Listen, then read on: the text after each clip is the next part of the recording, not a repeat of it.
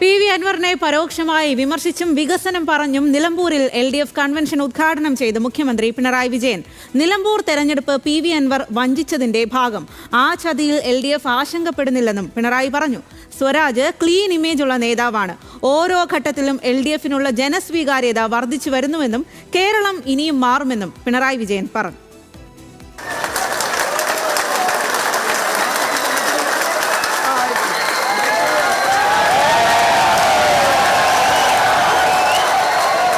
നിലമ്പൂരിൽ LDF convention ഉദ്ഘാടനം ചെയ്യാനെത്തിയ മുഖ്യമന്ത്രി പിണറായി വിജയന് വലിയ സ്വീകരണമാണ് ലഭിച്ചത്.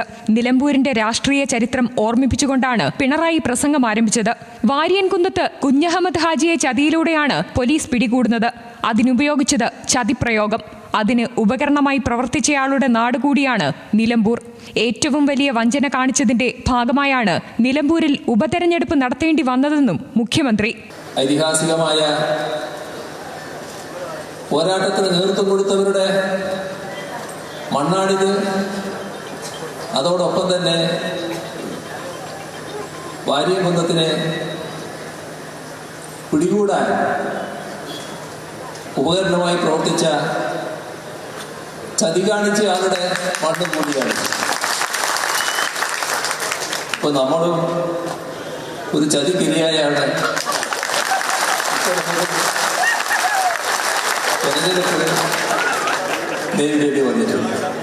പ്രസംഗത്തിനിടെ നിലമ്പൂരിലെ LDF സ്ഥാനാർത്ഥി M സ്വരാജ് വേദിയിലെത്തി.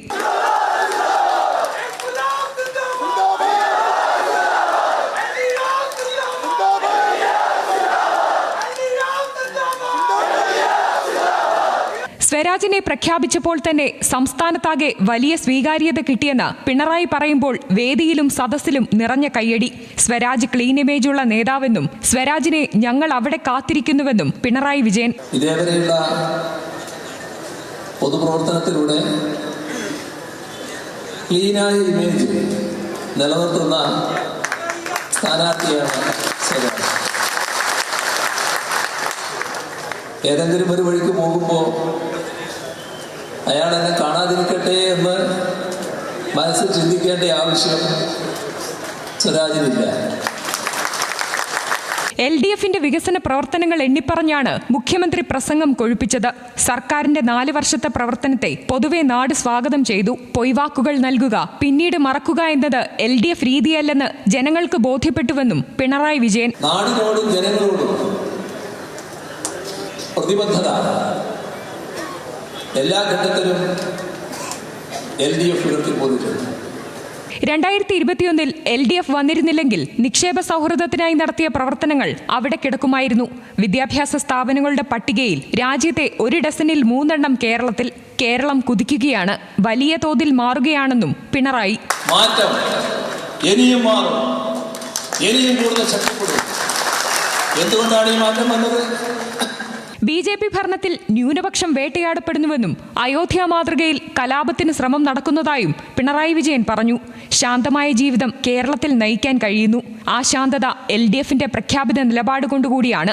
ഇവിടെ വർഗീയ ശക്തികൾ ഉണ്ടാകാത്തതുകൊണ്ടല്ല, അവർക്ക് തലപൊക്കാൻ കഴിയാത്തതുകൊണ്ടാണെന്നും പിണറായി. കഴിഞ്ഞ 10 വർഷത്തിനിടയിൽ 4500ഓളം ആക്രമണങ്ങൾ ക്രൈസ്തവർക്ക് നേരെയുണ്ടായി എന്നാണ്. രാജ്യത്ത് 10 വർഷം കൊണ്ട് 4500-ലേറെ ആക്രമണങ്ങൾ ക്രൈസ്തവർക്ക് നേരെ ഉണ്ടായി എന്ന് യുണൈറ്റഡ് ക്രിസ്ത്യൻ ഫോറം അവർ ശേഖരിച്ച കണക്കുകൾ പ്രസിദ്ധീകരിച്ചുകൊണ്ട് അവകാശപ്പെടുന്നു. പ്രസംഗത്തിനിടെ LDFന്റെ പരിപാടിയിൽ LDFന്റെ പൊതു അടയാളങ്ങളെ ഉപയോഗിക്കാൻ പാടുവെന്നും പിണറായി ഓർമ്മിപ്പിച്ചു. ഓരോ കക്ഷിയും അവരവരുടേതായ മറ്റു പല അടയാളങ്ങളും ചിലപ്പോൾ ഉപയോഗിച്ചു. അത് ആ കക്ഷിയുടെ മാത്രം അവകാശപ്പെട്ടതാണ്. അത് LDFന്റെ പൊതുവായിട്ടുള്ളതല്ല. LDFന്റെ പൊതുവായ അടയാളങ്ങൾ മാത്രമേ ഇതുപോലുള്ള പരിപാടികളിൽ ആരും ഉപയോഗിക്കാവൂ എന്നതാണ് എനിക്ക് പൊതുവിൽ അഭ്യർത്ഥിക്കാറുള്ളത്. LDF കൺവെൻഷനിൽ MV ഗോവിന്ദൻ, ബിനോയ് വിശ്വം, TP രാമകൃഷ്ണൻ, മന്ത്രി V അബ്ദുറഹ്മാൻ, ജോസ് കെ മാണി അടക്കമുള്ള LDF നേതാക്കളും പങ്കെടുത്തു. Team news Malayalam, Malappuram.